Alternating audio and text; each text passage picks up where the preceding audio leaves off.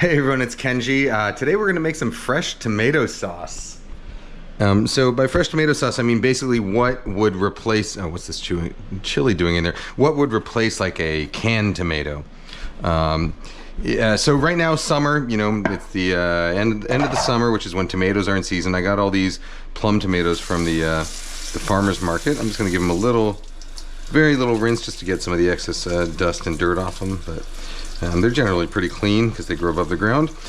So the reason I'm using plum tomatoes, they're very high in pectin. They're also known as, paste tomatoes, specifically because they're used for making sauces and pastes. So if you're buying like a San Marzano tomato in a can, that's going to be any tomato in a can is essentially going to be a plum tomato, because the pectin thickens the sauce much more nicely than say a beefsteak tomato, which is going to be a little more watery. That said, I'm going to add a couple of other types of tomatoes to this as well. I'm going to add some cherry tomatoes only because we're growing them out front, and our tomato vines out front are extremely ripe with cherry tomatoes. So we've been the last couple days we've just been pulling them off by the handful, and so I have these cherry tomatoes from the supermarket from last week that I got to get rid of. Because we just can only go through so many. So I'm going to use those, let's see, those supermarket cherry tomatoes. Cherry tomatoes are actually also very good for making a tomato sauce because they are also relatively high in pectin, which makes them thicken the sauce nicely. And cherry tomatoes also generally are sweeter, especially when you're buying supermarket tomatoes, they're sweeter. That said, if you're making tomato sauce, there's no reason to do it other than if you have very fresh, ripe tomatoes in season, because otherwise canned tomatoes are going to almost always be better. So there's a lot of different ways you can do this. You could, potentially, where's my paring knife? Okay, you could potentially, use a paring knife, cut out the core, if you want to, and then you could cut it up, like hand style, the way they do. I'm not very good at this because I'm not that's not the way I normally cut. You can do that. You can cut out the cores if you want. You can also do a much more simple method, just basically cutting off any of these sort of discolored spots, which generally there aren't going to be that many unless you have a really bad batch of tomatoes. I'm going to do this the simplest way possible, which is just to dump them all in. I'm going to be passing this all through a food mill later, so all of those stems and stuff are all going to get taken out anyway.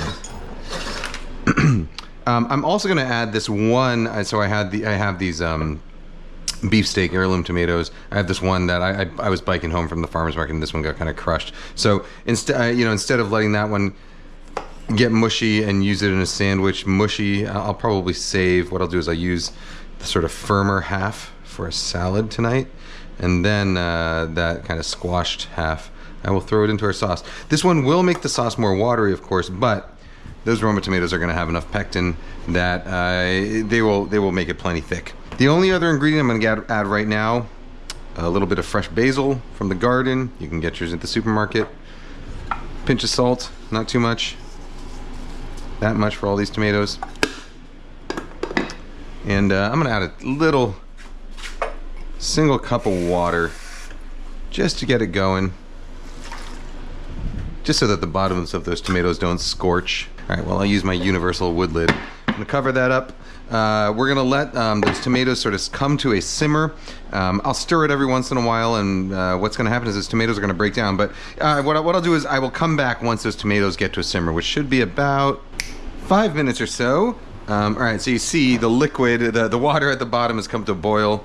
The tomatoes are going to start to break down, and so I'm going to give this a little stir here. And so basically all I'm going to do is let this keep simmering. I'll turn the heat down just a little bit to make sure that it doesn't scorch, so I'll turn it down to kind of a medium heat. But the idea here is that we actually want to cook this relatively fast. We want high heat because we want to capture as much of the freshness of the tomatoes as possible, so this is going to be sort of our base tomato, where some dishes you might want a really fresh sauce, so something like a spaghetti with a pomodoro sauce, you might want a really fresh tomato sauce, or certain types of pizza you might want a really fresh tomato sauce. Other dishes you might want to, cook that tomato sauce down for a while, like a Sunday gravy, something like that, if you're going to use it as an ingredient where it's going to be stewed down. But the idea is that by cooking these tomatoes really fast into a sauce, you preserve some of their freshness. And so, well, you preserve as much of their freshness as you can. And so that gives the finished sauce a lot more versatility in the end, because it allows you to cook it down or it allows you to keep it nice and fresh. So anyhow, I'm just going to squish these tomatoes a little bit now that they're starting to soften with the tip of my spatula. So basically, what we could have done at the beginning is we could have sliced them up. Instead, I'm just going to wait for them to soften like that, and then I'm going to crush them in the bowl with my spatula. And that essentially has the same effect as slicing them before you cook them. Speeds up the cooking process. It preserves some of that freshness again because it speeds up that cooking process. Oop. Occasionally you get a little squirt like that. And there we are. All right, so at this point now I'm gonna cover it again with a little bit of a crack. So eventually, I do want to reduce this down to a sort of pulpy, saucy consistency. So I don't want to preserve all of the water that's evaporating off of there. I want to let some of it escape. I want to let just enough to stay in there so that it doesn't scorch and so that everything sort of stays heated evenly top to bottom. The steam trapped in the top will keep the top of the pot hot as well. All right, so here we go. I'm going to let that go for another, stirring occasionally for another 20-25 minutes. Someone will look at the clock, I'm sure, and tell me. But I turned down the heat a little bit. It was going a little too fast, but we're getting there. You see, these tomatoes are starting to really break down, and what we're looking for is for them to be, basically soft enough that we'll be able to pass them through the holes. Of one of these, a food mill. This is one from OXO, which is, I think, basically the only product OXO makes that I think is not very good. It does the job. You can get a cheaper sort of commercial grill if you go to like a restaurant supply, commercial food mill if you go to a restaurant supply store, or if you go to online, you can get a cheaper one. So OXO, generally, I highly recommend their products. The food mill is the only one I don't, but it's the one I bought because generally all their other products are good. So I bought this one, trusting them, and I'm not going to buy a second one just because I don't like this one. It does the job. So we're gonna cook this a little bit longer.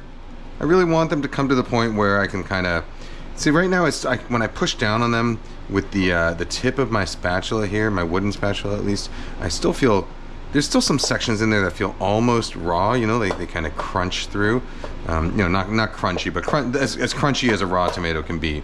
And what I really want to feel is more of a much better give. I want to feel like a real give no matter where I push. So I'm going to let that go for just a little bit longer. Now that I'm not worried about it burning, I'm actually going to let it go with the top off so it reduces a little bit, which means I can increase the heat. So when the lid is on, you trap heat, so lower oven setting will still bring it to a boil. If you take the lid off, you have to increase the oven settings to maintain that simmer or boil.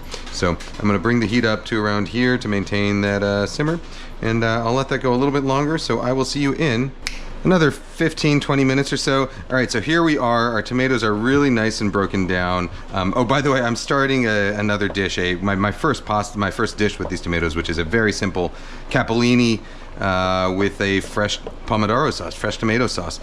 So that'll be the subsequent video to this one, and I'll link to that down below. But in the meantime, we are going to now pass these tomatoes through our food mill. All right, so I got my food mill over here. I will set up a little landing pad for my tomatoes here.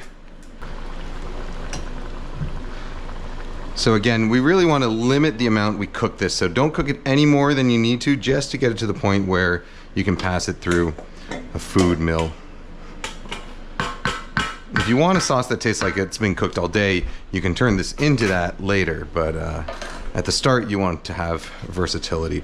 So a food mill works by basically, there's a rotating slanted blade that pushes whatever's in there through these holes. So it basically guarantees that whatever's coming out the other end is at most the size of those holes.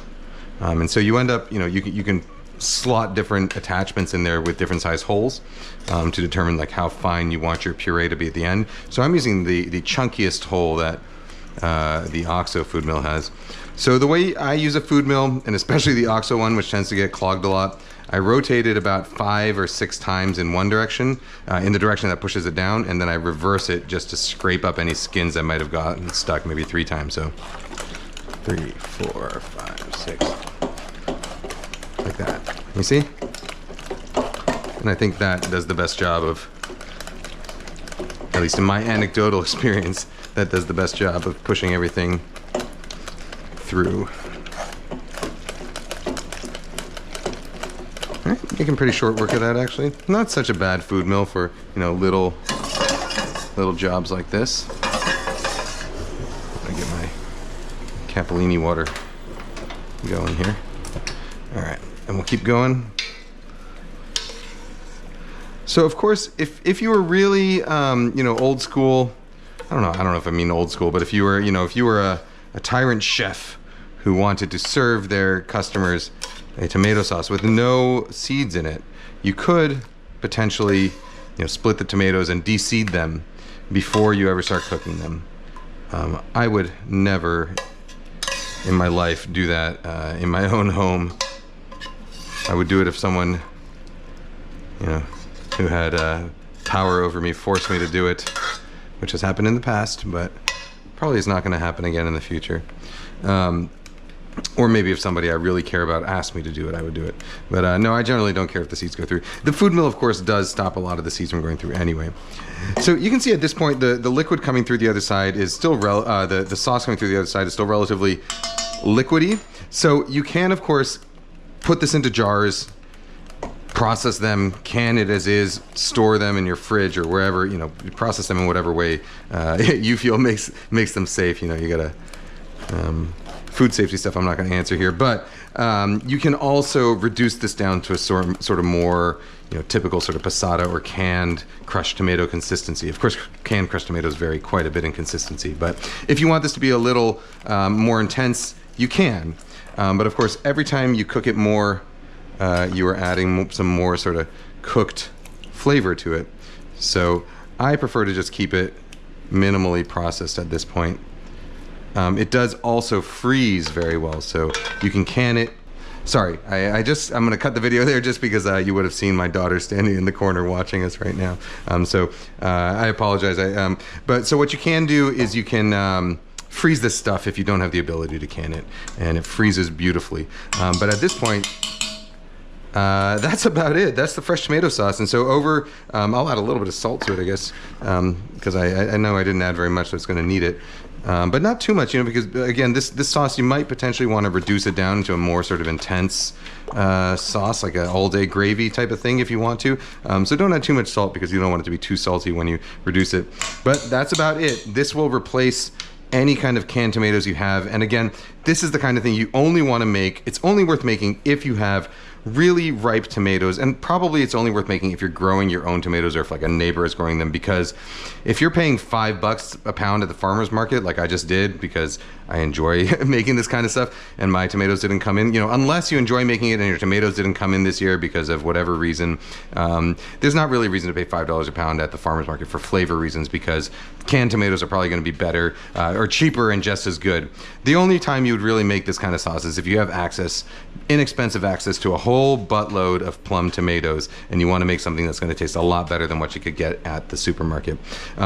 Anyhow, all right, guys, gals, non-binary pals, I hope you'll catch the rest of this series. I'll be making a few other dishes, some very traditional eggplant parmesan from southern Italy. I'll be making some capellini with fresh tomato sauce, a couple other things. So I'll see you around. All right, see you next time. Bye-bye.